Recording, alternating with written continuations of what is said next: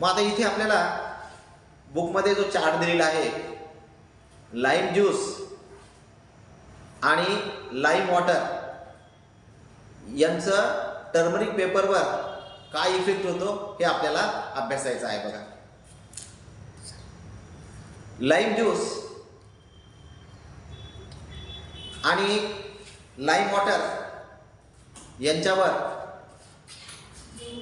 आपल्याला काय परिणाम झालेला तो आपल्याला बघता येईल बघा. लाईम वॉटरमध्ये जेव्हा टर्मरिक पावडर आपण बुडवू,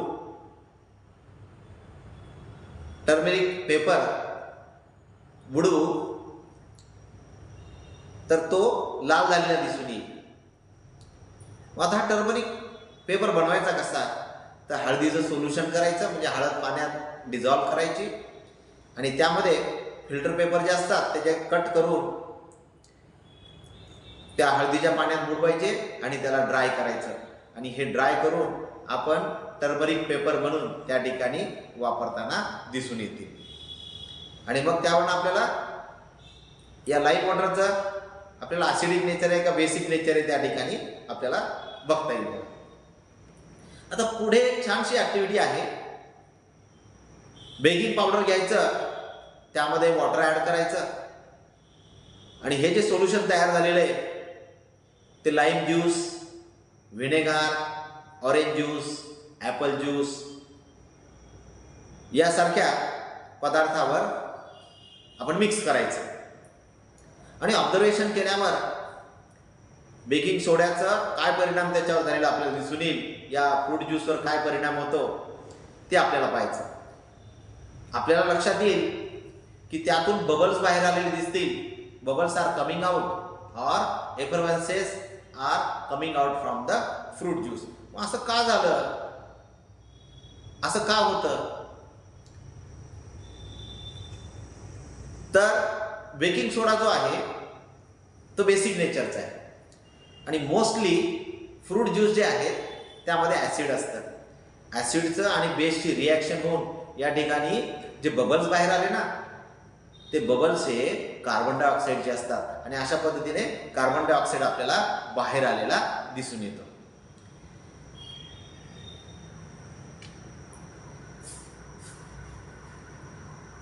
बऱ्याच वेळेस आपल्या घरामध्ये लेमन कापल्यानंतर, लिंबू कापल्यानंतर त्यातला ज्यूस कळत न कळत चाकूने कापत असताना आपल्याला तो ज्यूस फरशीवर पडलेला दिसून येतो, शहाबा स्टोनवर पडलेला दिसून येतो. आणि किचन प्लॉट पामच्या शहाबा स्टोनवर पडल्यावर आपल्याला तिथून बबल्स बाहेर पडलेले दिसून येतात. मग हे बाहेर पडलेलं जे ॲसिड आहे ते ॲसिड काय होतं, या शहाबा स्टोन म्हणजे कॅल्शियम कार्बोनेट सोबत रिॲक्ट होतं आणि तिथून आपल्याला बबल्स बाहेर पडलेले, हे बबल्स दुसरं काही नसून कार्बन डायऑक्साईड त्या ठिकाणी बाहेर पडलेले आपल्याला दिसून येतील. बघा,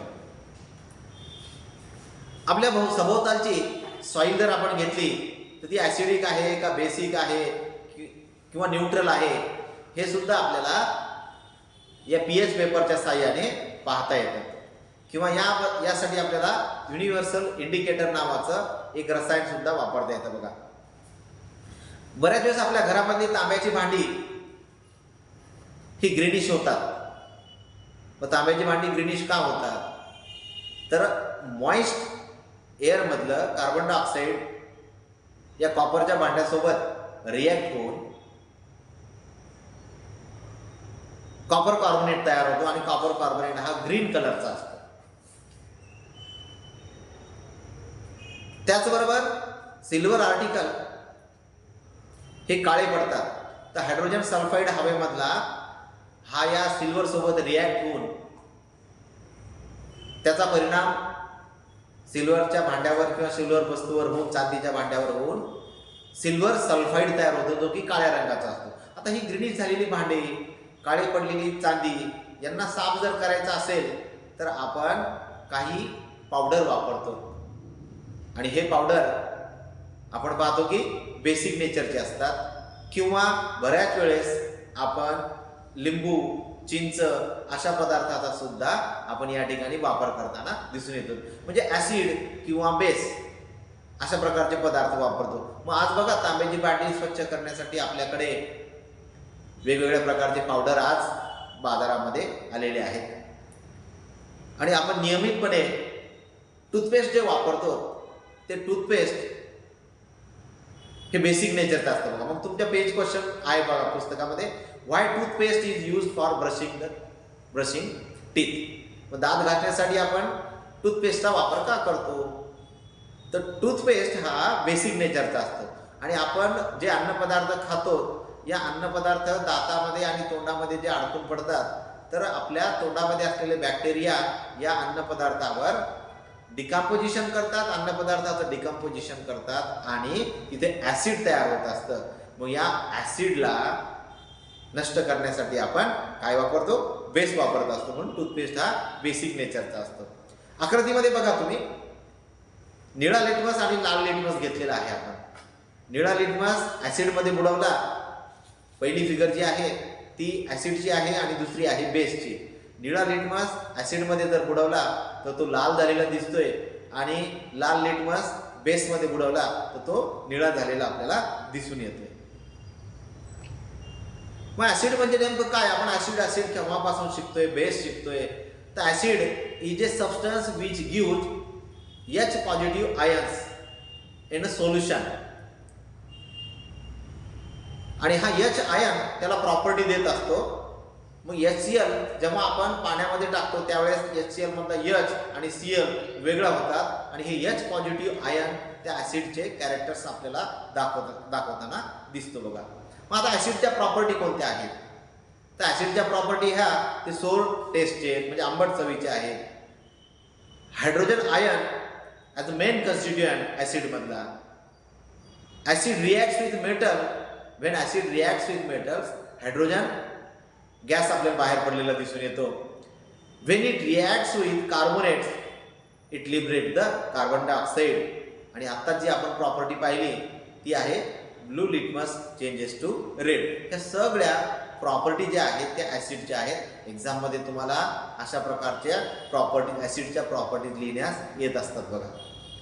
आता ऍसिड बऱ्याच ठिकाणी उपयोगात आणल्या जातात. फर्टिलायझर तयार करण्यासाठी, त्यानंतर प्रोडक्शन ऑफ एक्सप्लोजिव्ह म्हणजे स्फोटके जे असतात त्या स्फोटक तयार करण्यासाठी, काही डाय म्हणजे रंग तयार करण्यासाठी, पेंट्स तयार करण्यासाठी, मेडिसिन तयार करण्यासाठी सुद्धा आपल्याला या ऍसिडचा उपयोग झालेला दिसून येतो. सल्फ्युरिक ऍसिड आपल्या घरामध्ये वापरल्या जाणाऱ्या ज्या बॅटरीज आहेत त्या बॅटरीमध्ये वापरताना आपल्याला दिसून येतो. वेगवेगळ्या प्रकारचे क्लोराईड सॉल्ट्स तयार करण्यासाठी सुद्धा हायड्रोक्लोरिक ऍसिडचा वापर केला जातो. व्हाईट पेपर बनवण्यासाठी आपल्याला ऍसिडचा वापर म्हणजे मुळात कागद तयार करत असताना त्यांना एक वेगळा रंग येतो. हा रंग काढून टाकण्यासाठी सुद्धा ऍसिडचा उपयोग झालेला आपल्याला दिसून येतो. याशिवाय आपल्याला many mineral acids are very harmful but several organic acids are present in our body. बघा या मिनरल ऍसिड म्हणजे हायड्रोक्लोरिक ऍसिड, सल्फ्युरिक ऍसिड यांचा आपल्याला त्रास तर होतोच, परंतु आपल्या बॉडीमध्ये सुद्धा भरपूर प्रकारचे काय आहेत ऑर्गॅनिक ऍसिड्स आहेत. जसं DNA that is deoxyribose nucleic acid is present in our body, present in our cell. आणि हा आपले जेनेटिक कॅरेक्टर्स म्हणजे हेरिडिटी कॅरेक्टर्स एका जनरेशनकडून दुसऱ्या जनरेशनकडे पाठवतो. Protein which are part of our body cell that is also made from amino acids. बघा मग DNA ऍसिडच आहे, प्रोटीन सुद्धा अमिनो ऍसिड पासून बनलेलं आहे आणि फॅट सुद्धा फॅटी ऍसिड पासूनच तयार झालेलं. म्हणजे आपल्या बॉडीमध्ये सुद्धा ऑर्गॅनिक ऍसिड आपल्याला दिसून येतात. आता base, what are the base? Base are the substance which are होच water solution gives OH ions. म्हणजे ज्याच्यामध्ये मेन कंपोनंट हा OH असतो.